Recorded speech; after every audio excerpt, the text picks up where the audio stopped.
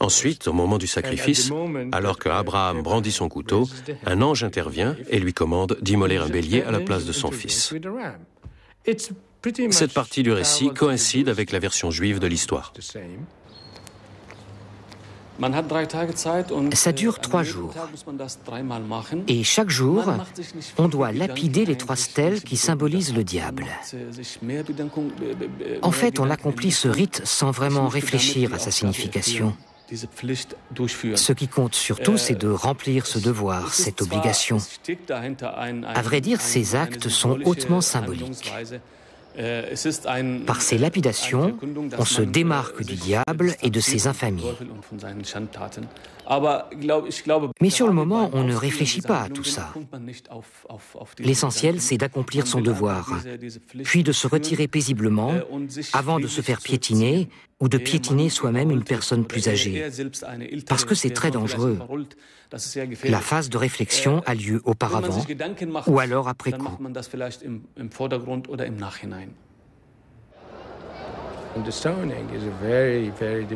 La lapidation, c'est une expérience très difficile et très dangereuse aussi. Beaucoup de gens se font tuer à cause de la cohue, de la marée humaine. Il est très difficile de réguler tout ça. J'avais une énorme appréhension. J'ai dû mobiliser toute mon énergie pour accomplir ce rite. Et finalement, je me suis jeté dans la mêlée, sans trop réfléchir.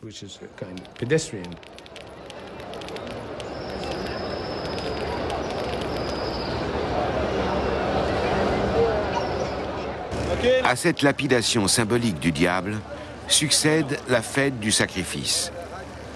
Les hommes sacrifient leur chevelure, et comme au temps d'Abraham, un mouton, une chèvre, ou même un chameau.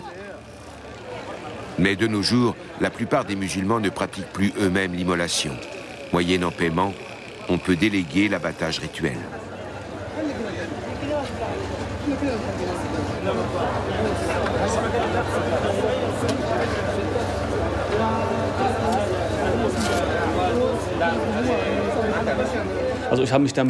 Je ne me suis absolument pas occupé du sacrifice.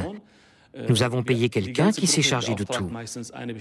En général, chaque groupe mandate une personne.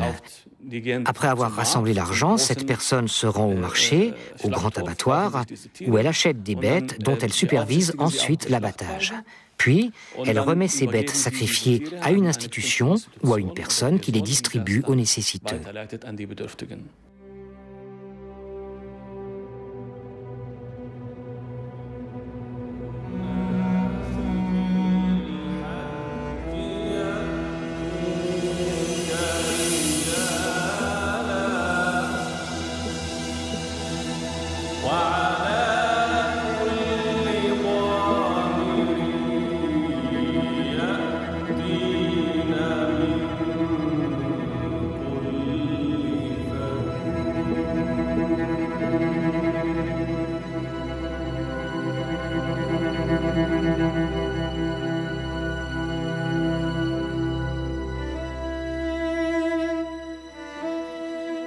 Le pèlerinage à la Mecque est une pratique courante dès le 7e siècle.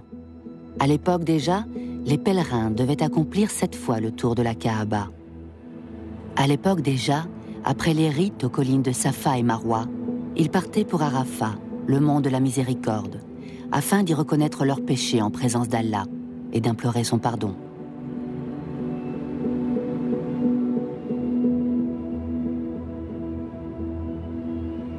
Et au 7e siècle déjà, ils se hâtaient de quitter Arafat dès le coucher du soleil.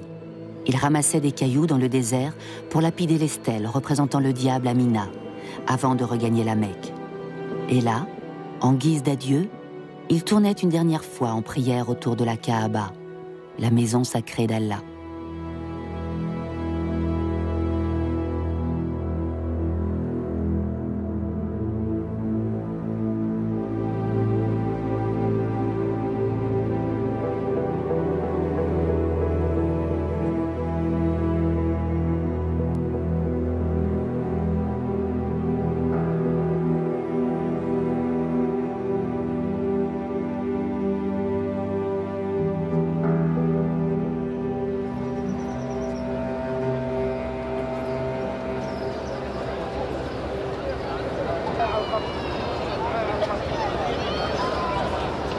Pour la communauté musulmane, le Hajj est symbole d'union et d'égalité entre tous les croyants.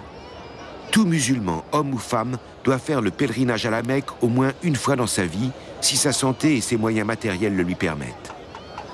À la Mecque, les pèlerins vivent un moment d'intense communion. Des images de paix qui contrastent avec la vision intolérante de l'islam que certains tentent d'imposer.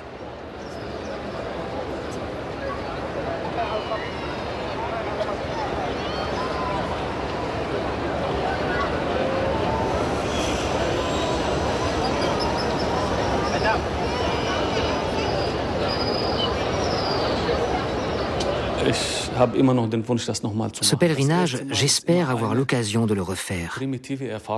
La première fois, c'est toujours une expérience primitive, où l'on va de découverte en découverte. Mon souhait, c'est de le refaire de manière plus concentrée, plus juste, de le refaire mieux. On aspire toujours à mieux. C'est pour cela que j'aimerais recommencer ce pèlerinage. Et peut-être que Dieu m'y aidera. Hilft mir Gott denn dazu.